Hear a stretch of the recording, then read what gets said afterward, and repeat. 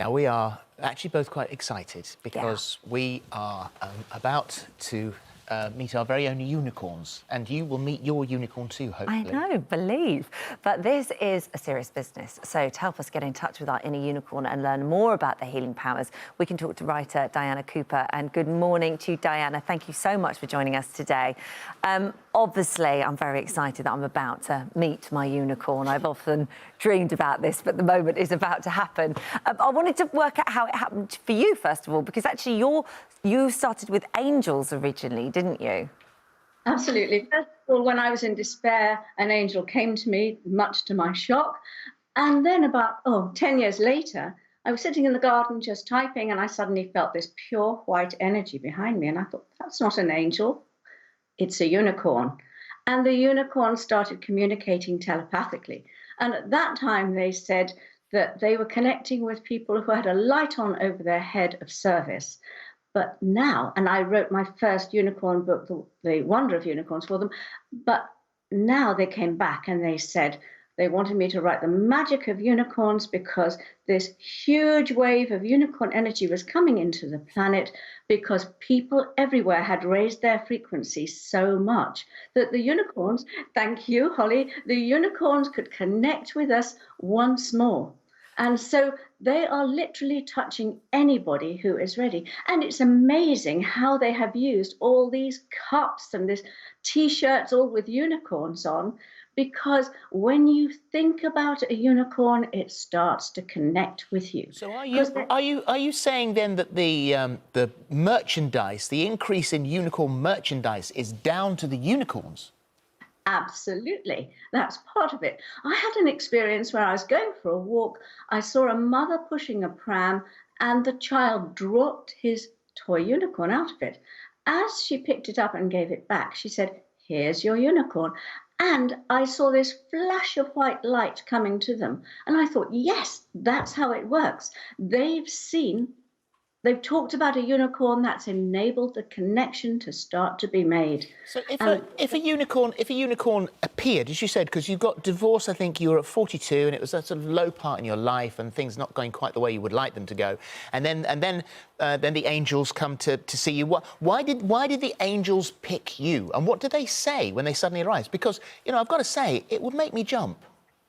Well, at that time, it was a complete shock, because I knew nothing about the angelic realms whatsoever. I was a non-religious, non-spiritual, non-psychic person. Yet when I was in despair, I called out for help, and that's when an angel came to me and told me about my future and showed me my future, said I was to be a spiritual teacher, which was rather a shock to me at that stage. However, I then started to work with them and for them and started to write many, many books about the angelic realms. And that's allowed my frequency to rise so that the unicorns could then connect with me. And as I say now, so many people are ready to connect with the unicorns. Well, we're going to put that to the test right now, actually, because we're all sitting here. I know at home you're in front of your TV screen. I'm sure you're desperate to get involved and give this a go, because we're all going to try and make friends, touch base, get in touch with, hang out with our inner unicorn. So, over to you. Yeah, this word inner, it's either inner or outer. Most people sense them as outer, but it doesn't really matter. Like a belly button. No, inside.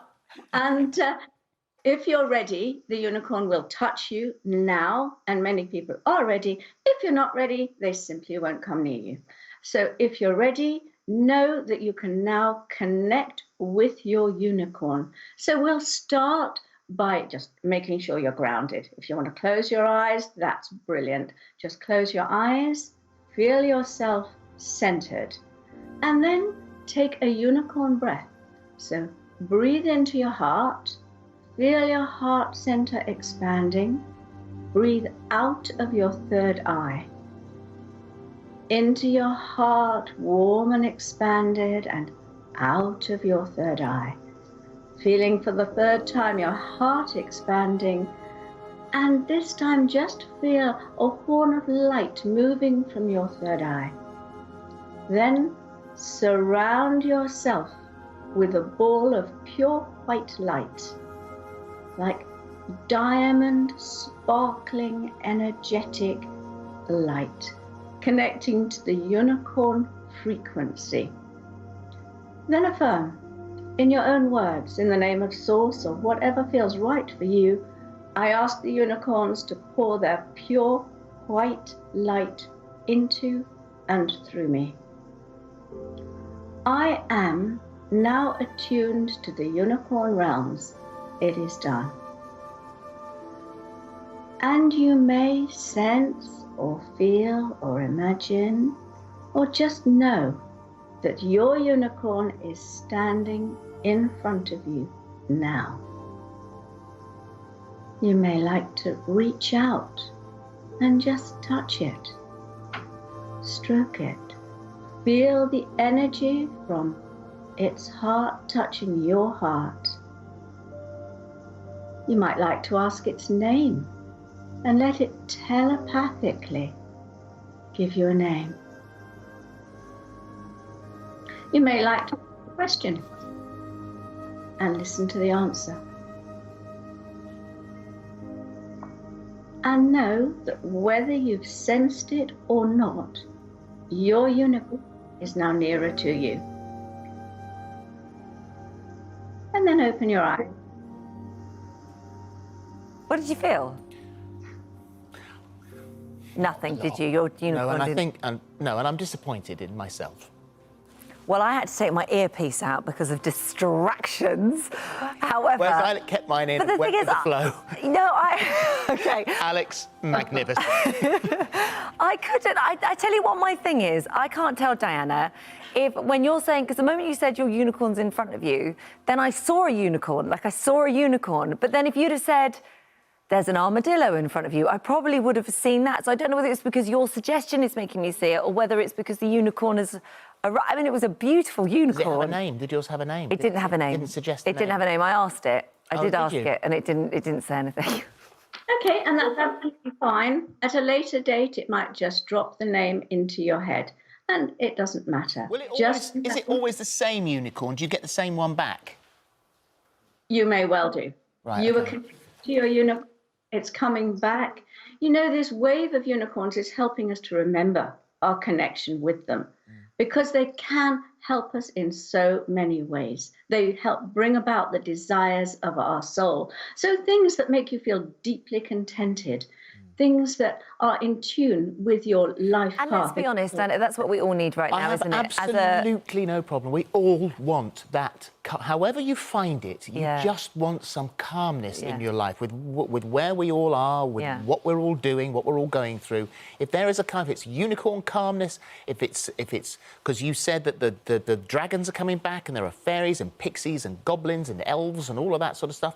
I'm happy to go with all of that. If it makes you feel better, then absolutely. I'm signing up. The thing is that they are real beings and they can help to heal you. They can help you on so many levels.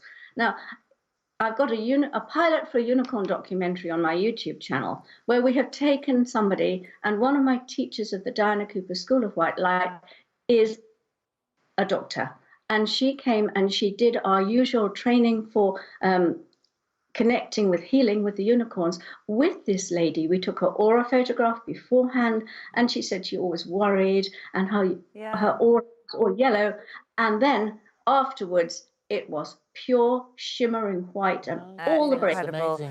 Thank you for talking Diana, to us thank today. you. It's lovely to chat with you. Thank you very much. Lovely, very calming, all very calming. And if you were doing that at home and you were introduced to your unicorn, maybe you even got a name, please tell us all about it and a little description of your unicorn as well. Yeah. And I'll read them out because you're not allowed to. I'm outraged by what you've just said. I said I was into it.